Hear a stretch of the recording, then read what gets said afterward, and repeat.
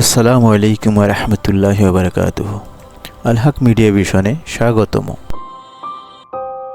আজ আমার ভিডিওর বিষয় লেখাপড়ায় মনোযোগ না দিলে কি হয়, একটি শিক্ষণীয় গল্প।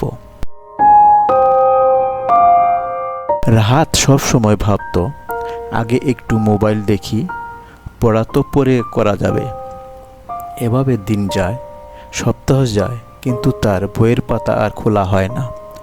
পরীক্ষার সময় যখন কাছে এলো, তখন সে বুঝল সময়টা আর তার হাতে নেই। পরীক্ষার হলে বসে রাহাত দেখল প্রশ্নগুলো যেন অচেনা ভাষা।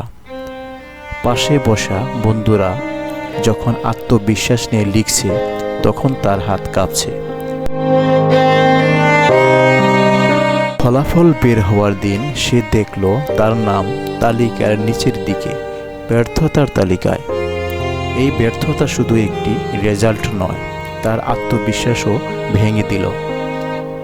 সে বুঝল ছোট ছোট অবহেলা একদিন বড় ক্ষতিতে পরিণত হয়।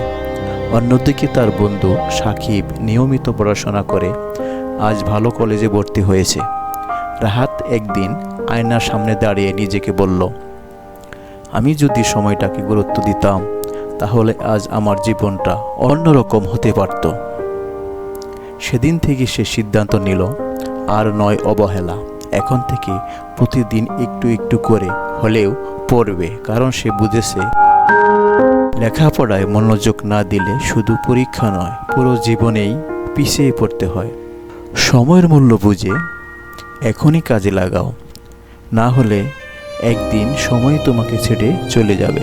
ভিডিওটি ভালো লাগলে লাইক, কমেন্ট ও সাবস্ক্রাইব করতে ভুলবেন না।